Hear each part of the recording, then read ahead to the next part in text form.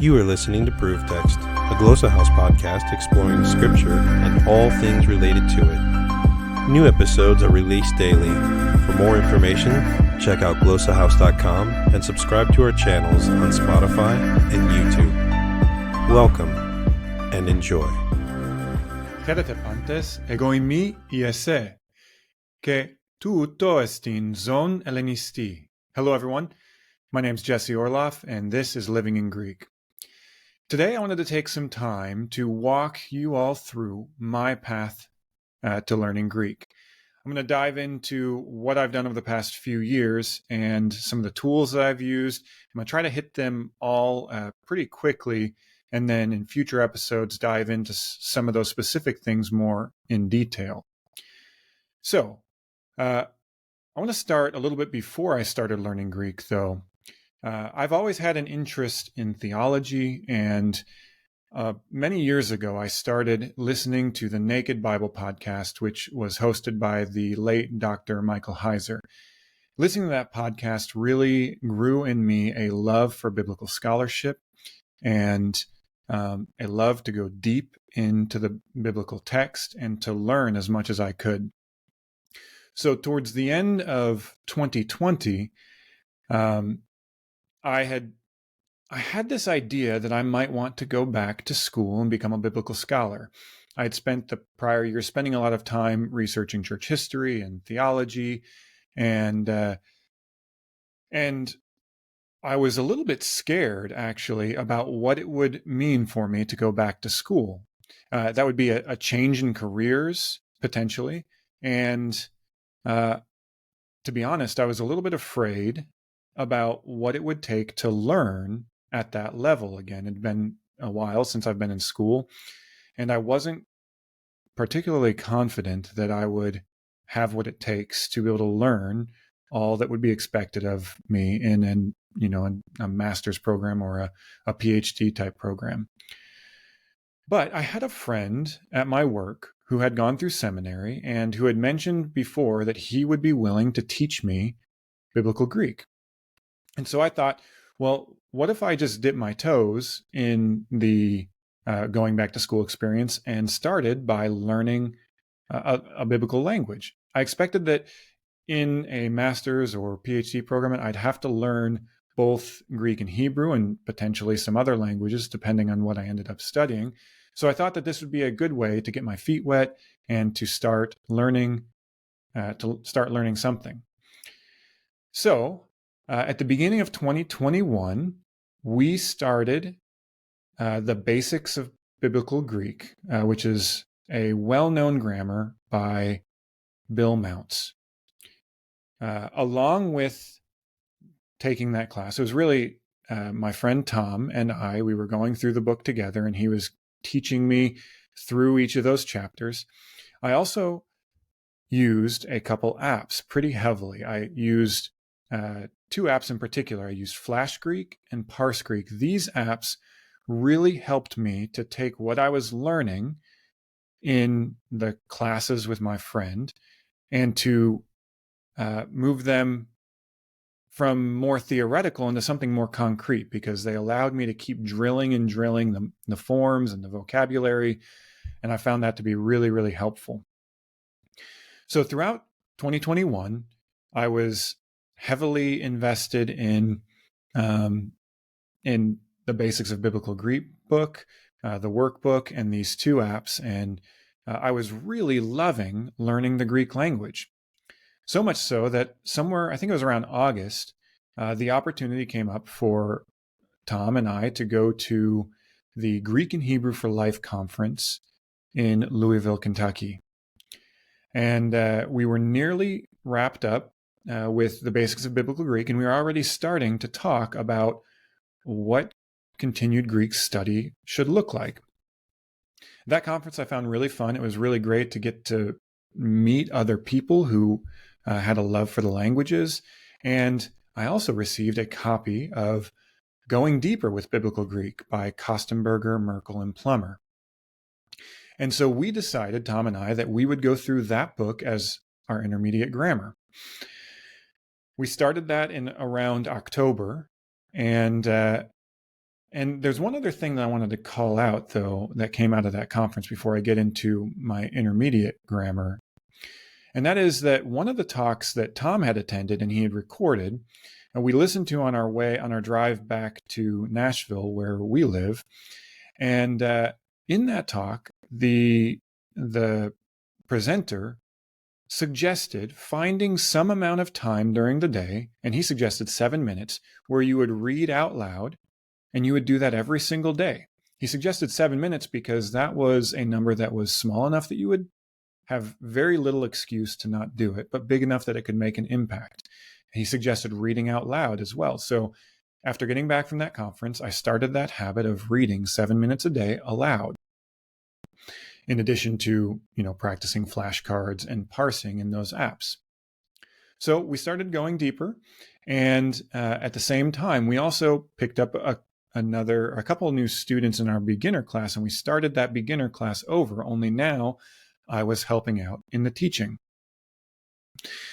By the end of 2021, I realized that I loved Greek itself, and not just as a means to some other degree.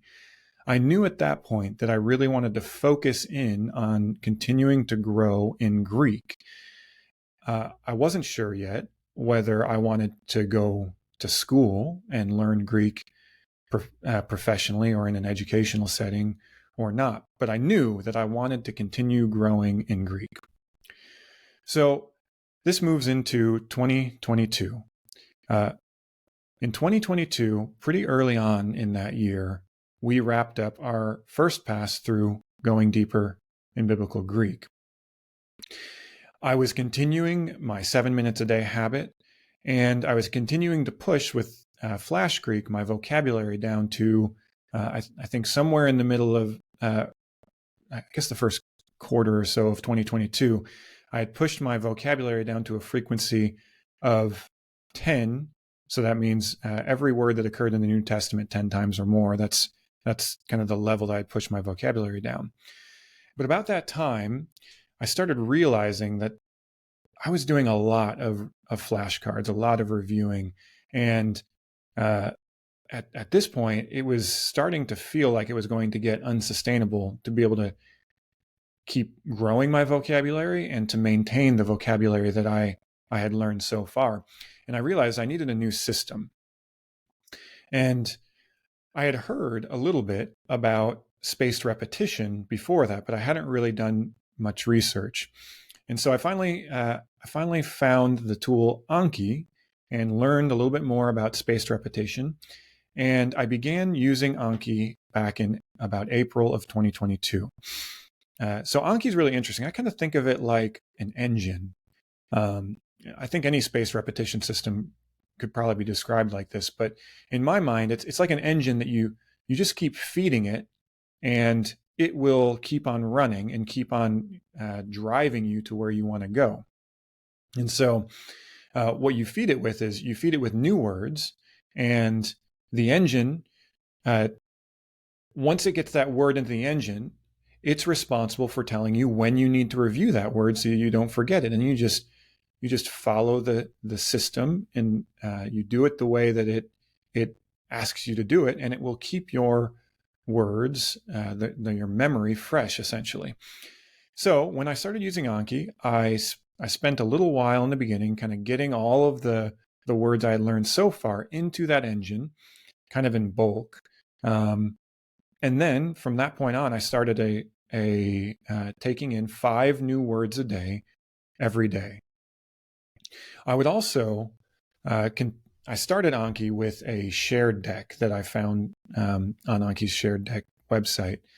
And that got me really far. That kind of got me all of the words that were in the New Testament and some simple glosses for them. But I found pretty quickly that I wanted a little bit more than just that as I was learning. So I used some of my computer science skills, which I had developed. That's the career that I currently work in, and I come from, is computer science. And I was able to get some more data and kind of pull that into my Anki deck. Specifically, I pulled in things like principal parts, and especially important was I was able to get a sample verse for every word in the New Testament, and I included that with my words. This allowed me, at this point, I think my vocabulary was around 1,000 words, to start seeing that word in context the first time I saw it, which helped me to learn the word. So Anki was a tool that I began back in 2022, and I still use to this day, and I'll talk more about that in the future. But I also started teaching intermediate to our student who we had begun in the previous year teaching beginner. And then we took on a new round of beginner students. One additional thing that I started in 2022 that has helped me to get to where I am now is, much like I started that 7 minutes a day reading habit, I decided that I wanted to start listening as well. I couldn't really make much of what I was listening at that point. And so I thought, well, if I just start listening every day in my car on my way to work, maybe that will build up and I'll help me to gain some more fluency. So I started that, I think, towards around September of 2022, and have been trying to keep that up since then. My goal for 2022, when I started 2022, was to get fluent, to be able to read without consulting a lexicon. And by the end of that year, while I hadn't quite made it to what I had envisioned that meant in my head, I had made a huge amount of progress that I was really, really happy with and really proud of. And it kind of put into perspective where I wanted to go with Greek in the years to come. So what about school? I mentioned that I started this process because I thought I might want to go back to school and become a biblical scholar. And by the end of my first year of studying Greek, I realized that whatever was the case, I wanted to study more Greek. Well, by the end of 2022, I think I had decided that I didn't really feel like I needed to go back to school to advance my Greek in the way that I wanted to, or even to contribute to the church or to the Greek community. I just needed a plan, and I needed to build some strong habits. So going into 2023, my goals had shifted from anything that has to do with school and shifted more to a focus on getting to a level of fluency in Greek that I was happy with, and to start contributing more and more to the church and to the Greek community. By the end of 2023, or at the beginning of 2023, I had hoped that by the end of 2023, that I would be able to understand Greek fluently by listening, and that I'd be able to speak fluently. I'll talk about where I got to by the end of 2023 in a minute, but the things that I started doing in order to accomplish that goal began early in that year and really focused on listening and speaking more. I discovered, I don't remember where or how, maybe in a Greek group on Facebook or just by browsing the internet, but I discovered the websites Omilin and Omilin හෙλληνιστί. Those are two websites that are created by Dr. Jordash Kifiak. And I was really excited when I found those, because he was pushing into living language, and he had classes that were entirely in Greek. So looking at his website, I found his 2nd John epistle class and his Philemon class, and I started doing those classes. But I wanted to challenge myself to do them in a certain way. I'm not exactly sure. I don't know how he expects people to go through them, but one of my goals was that I would listen until I understood, and I wouldn't read until I had figured out what I was listening to.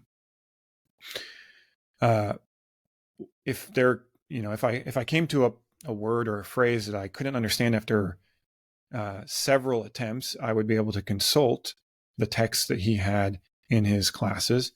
But for the most part, I was able to listen and gain comprehension of each of the words that he introduced in his lexicon, and to each of the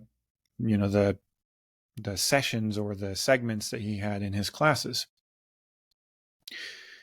So with Jordash's classes, I grew a lot. I really loved what I learned in those classes, and I started taking all the audio that I had heard from Jordash's classes and adding them into my morning audio rotation and adding them into some Anki decks. One other thing that Jordash's work introduced me to was praying in Greek. It wasn't something I had tried before, but in each of his classes, he includes some prayers in Greek, and that kind of tipped me off that, oh, I can start praying in Greek, even if I don't get it right or if I don't say all the words right. And that's a wonderful way to start increasing my output. And I can do that without worrying about other people hearing me and me getting it wrong. In that situation, it's just me and God knows what I'm thinking or what I'm trying to say anyways. Additionally, we began a new class at my work, and we were still going to use the basics of Biblical Greek by Mounts, but I was getting more and more comfortable with Greek in a living language setting, and I wanted to start experimenting with teaching in a living language style. So in those classes, we started taking the first 15 minutes or so of each of the classes in the beginning of 2023 and trying to do some living language teaching as well. This looked like me taking all of my kids' little farm animal figurines and talking about, cows and sheep and donkeys and all of that in the language. And that was fun. But it still felt really difficult at that point. And I wasn't sure, we didn't know what the curriculum should be in a living language style. But towards the end of 2023, I think somewhere in the beginning of September, I ran into a new book, a new grammar called Speaking Ancient Greek as a Living Language by Christoph Rico, which was published by the Polis Institute. And this was an answered prayer. This book is a complete immersion style Greek grammar that assumes, it kind of assumes that you're going to have a teacher and a class setting, but it does kind of provide some opportunities to do it independently. But it gives a framework, kind of a pathway, a curriculum or a syllabus almost of how you can start teaching Greek as a living language. So for the past 3 months, I have been head first in speaking ancient Greek as a living language, and it's been growing me a lot. Most of the vocabulary I already know from my other studies, but going through the exercises on my own has really helped me to start using Greek as a living language. So that brings me to, right now we're at the beginning of 2024. We just wrapped up 2023. And similar to 2022, I didn't quite achieve the goals in the way that I had envisioned them, but I had made huge progress. A lot of Greek audio I can now listen to fluently, and Greek audio that I don't know a lot of vocabulary to, or I haven't really encountered before, I can get the general gist of what I'm listening to most of the time. And my speaking capabilities are, they're still rough a lot of the time, but I can now have very, very simple Greek conversations. I can pray very basic prayers in Greek, and I'm continuing to grow that. So that brings me now to today, to the present. And I want to talk a little bit about what I'm looking forward to and where I hope to go. So this year, we're going to begin a new round of beginner students at my work. Only this time, we're going to use Speaking Ancient Greek as a living language. We're going to do a 3-month experiment with it just to see how pushing into that book, how it goes, and what it's going to take. I don't know where that's going to go long term. I don't expect to get through the full book. I expect maybe we'll get through,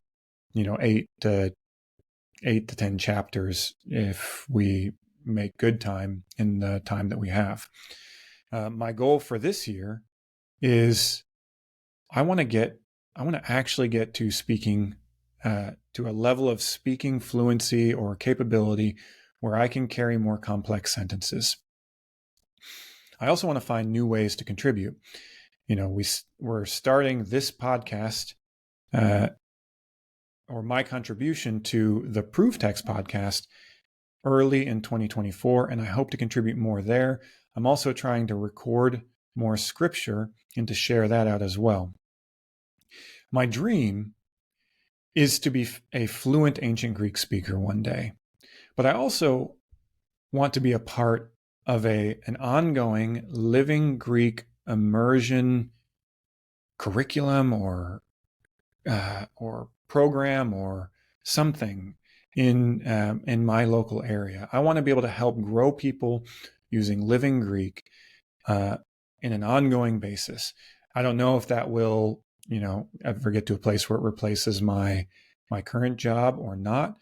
I'm not expecting that, but still, my goal is to have something like that close to me in America, where in the United States of America, where people can come and learn in an immersion environment.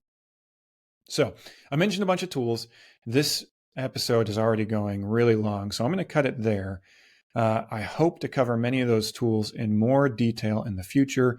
I'll probably talk about a lot of those books that I mentioned and about how I use Anki in more detail. But for now, that's my story that brings me to now how I learned Greek without going to school, and how I plan to continue growing myself in the future. So thank you for your time. I hope that was helpful, and I'll see you next time.